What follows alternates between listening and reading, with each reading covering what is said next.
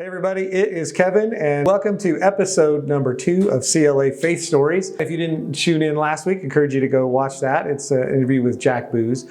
This just comes from an idea I've had, or maybe a dream I've had for the last several years. CLA has been important in my life, and some of the people who have been important in my life over the years at CLA have since passed on, and I thought to myself, man, I really wish I'd have gotten their stories on camera, on film, and so this is an opportunity for us to talk to some generations above me and get their stories on camera. So for eternity now, or however long cameras last, their stories will be told. And so we want to do that. Some of these people at CLA are important to you and they're important to me. And so we want to talk with them and hear what their stories are. So today I have with me Anne LeValley. Oh, stop clapping, everybody. I know everybody's cheering for Anne LeValley. So Anne, thank you for being here. You're welcome. And so I want to start with a question that's something I think is the biggest mystery of you that nobody knows. Oh my goodness. And that is that you are a pastor's kid.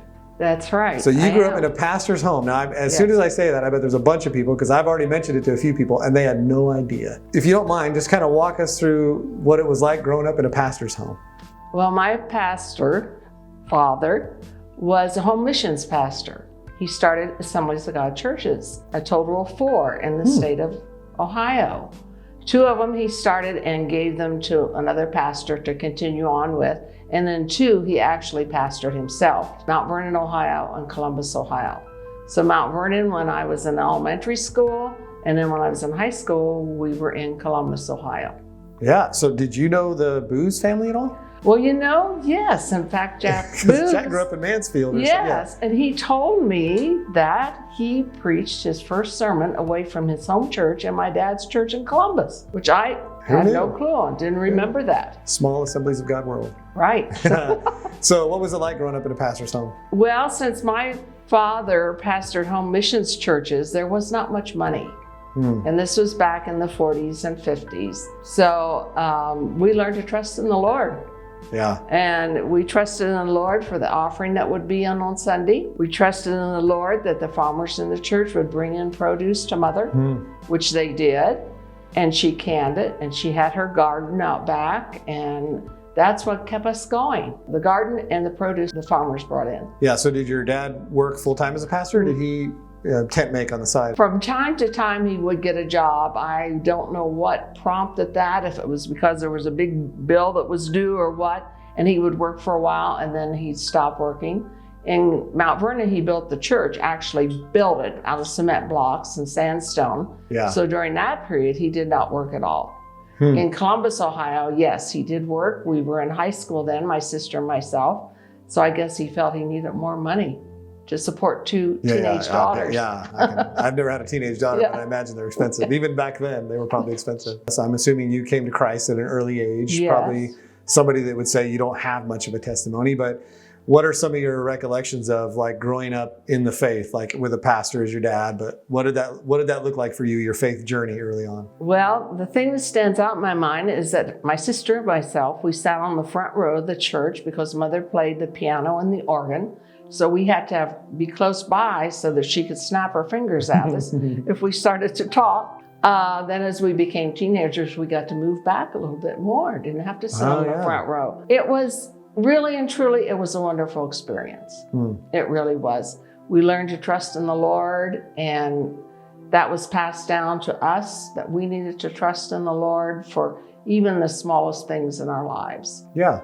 So all of us, especially having lived as many years as somebody like you has lived, there have been times, especially because you've been a person of faith your entire life, where you've had maybe like a crisis of faith or some difficult times that you've walked through. Sometimes when you had some maybe difficult conversations with God. So if you don't mind sharing with us just maybe 1 or 2 situations where you felt like there was this kind of crisis of faith. Maybe you questioned the faith, maybe it was just a difficult time in your life, and then how God kind of worked in your life through that, or what he said to you through those times. When you told me that could be a possible question, I thought about it. And I don't think I ever really had a point where I questioned my faith. I don't think I did over all the years. There were times when it was very difficult, yes. Right, yeah. And there were times when I had to do a lot of praying. but I don't think I ever questioned it. There was no reason for me to stray from what I believed. No, I don't have anything. So I know several years ago you had kind of a health scare, you know, and I won't share your story any more than you want to share it, but I'm sure there were some hard moments with God, some conversations that I knew you then, but I wasn't here. It was before I was here. Right. So I'm not privy to the whole story, but what were some conversations you had with God? What were some thoughts you had? Walk us through that. Okay, I did find out that I had leukemia.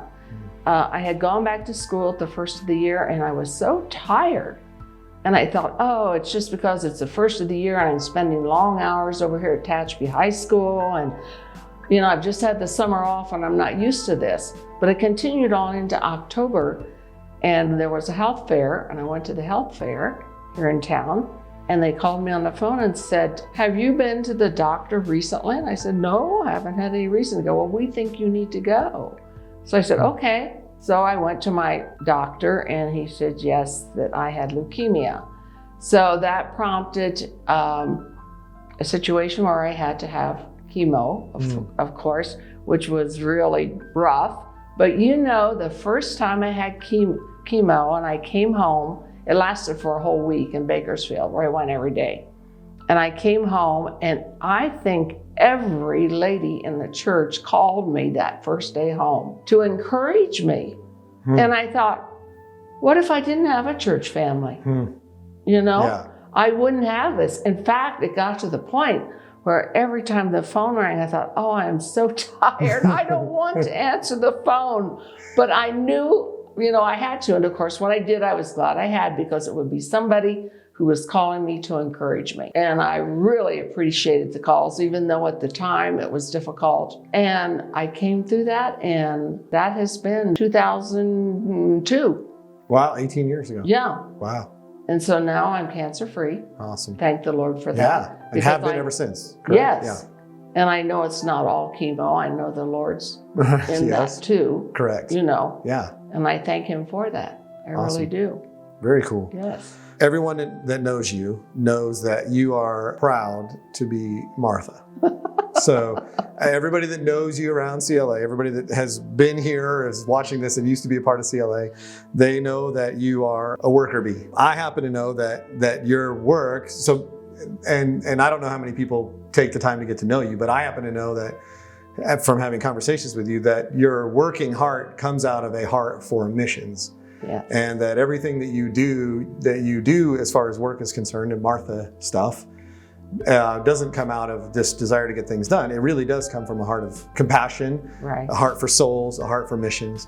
So how have you been able to kind of keep that at the forefront, keep the mission at the forefront of your mind while being kind of a worker bee? I really enjoy it. I have to admit that. You know, and I know there's some people who probably don't enjoy my asking them to do things, like your mother. I know, I was thinking that too, but I wasn't going to say it, but you said it. But I really enjoy working. I do. At my age, if I don't work, you know, I'm going to dry up and wither and blow away. Yeah. So I've got to keep working. And I found that most people really want to work, but somebody has to ask them. On their own, they will not volunteer. Right. But if you ask them, they are happy to do something for the Lord. So I've enjoyed it. You refer to me as Martha. My sister was Mary. She's the one who spoke at women's retreats. Yeah. And I was the one in the kitchen doing the dishes. Correct. So we were Mary and Martha. Yeah. And I have no problem being Martha. I enjoy being Martha. Yeah. I do. Yeah. Because I enjoy working. This is my way of working for the Lord. Correct. And that's what I was getting at, is that like a couple of conversations with you and somebody would know it's not works like I'm trying to work my way into heaven. It really does come from a heart for souls, for missions. So where did that passion for missions come from? I think it must have come from my parents, because they were gun-ho missions. Home missions and foreign missions. And we heard a lot about that growing up. Well, I'm sure, the missionaries would come through. And, we heard all the stories from the missionaries. And I think it's from years ago. Yeah. As a kid. Just kind of was instilled in you. Right. Yeah. Right. Now, around here, you have a heart for, not only for missions, which you do a lot of that, but you also have a heart for your fellow primetimers. Yes. And at least the 10 years I've been here, and probably before that, you have kind of unofficially That's right. Unofficially. pastored them, right? I mean, unofficially pastored them, cared for them, planned activities for them, made sure that like during this COVID that they're cared for, that their people are contacting them, that they have what they need. So where did that come from? You know, I don't know, except for the fact that I am one myself. You know, a prime timer. Before I was old, I had no concern for old people. But then when I'm old myself, I guess that, I don't know, and I really enjoy it too. Okay. There again, I really enjoy having people to my home, and I really enjoy planning activities for them because they're so appreciative. Okay. They really are. Right, And because it's opportunity that they wouldn't have. no, if you they didn't plan. wouldn't do it themselves. Right. They would not think to let's have a game night or let's do this.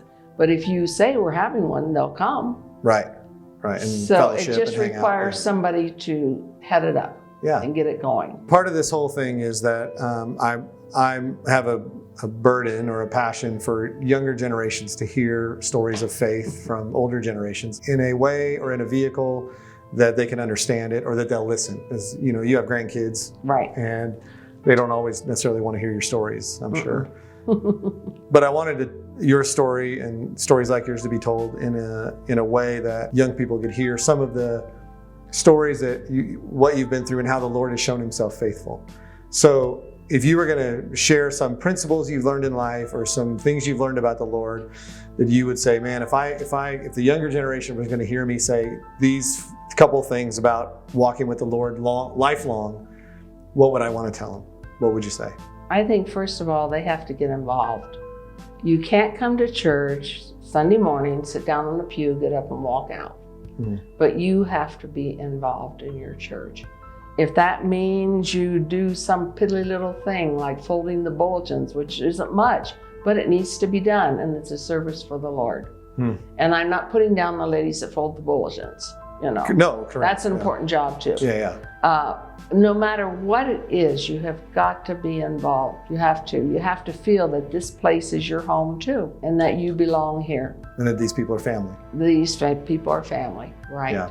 Right. Going back to what you said a while ago about you don't know you need a church family, or maybe people don't understand what a church family is all about until they face situations where you feel the gravity of what it means to have a church family. And so oftentimes I experience that when either somebody's getting married or somebody has passed away. So if somebody is getting married, then automatically you know, well, my church family will come around me and they'll help make this wedding happen. If somebody passes away, then they'll know, like, I know the pastor, I know the place where we can have the funeral, I know people that will help us have that. But I would agree with you that most people don't, week in and week out, they don't think about it. But then something happens, and that's where the church family really stands out. Right, really important. Yes, because sometimes it just maybe can seem like drama or like it's not worth it. Right. Yeah, I get that, where people might feel like that. But ultimately, you would say in your lifetime, you're thankful. Oh, definitely. Yeah. Definitely. I don't know what it would be like to go through this life without the Lord. Even driving home from Bakersfield the day I was praying for protection on 58 with all those trucks. Yeah. I mean, what do people do who don't know the Lord? That's an interesting comment or question. Yeah. I remember Rick Hanneman, one of the things when he was a pastor here, one of the questions I remember him asking during one of his sermons was, something he said was, I don't know how people make it without the Lord. I don't know how they make it without the Lord. I mean, people do, but I don't know how. You and I was teaching school at Tehachapi High School. When I would see certain students walk in the room, I would send up a silent prayer, Lord, help me today. Any of them with the last name Cottle? No, I didn't have any Cottles. Kingsbury? No, no, they were very nice kids. You didn't say that about the Cottles. Well, I never had them. Oh, you never had a Cottle. I never had the Cottles. You don't know what you're missing. But there was one that went to this church, and when he walked in the room, I thought, dear Lord, help me today. The Lord put him in your life. But I never talked to the parents about it. That's good. That's good. Well, thank you for being here. Thanks You're for sharing welcome. your story. And if you have questions for Anne or you have comments, put them in the comments below. She would love to answer your questions or we'll answer any questions you have in the comments. So thanks for being here. See you, everybody. Bye.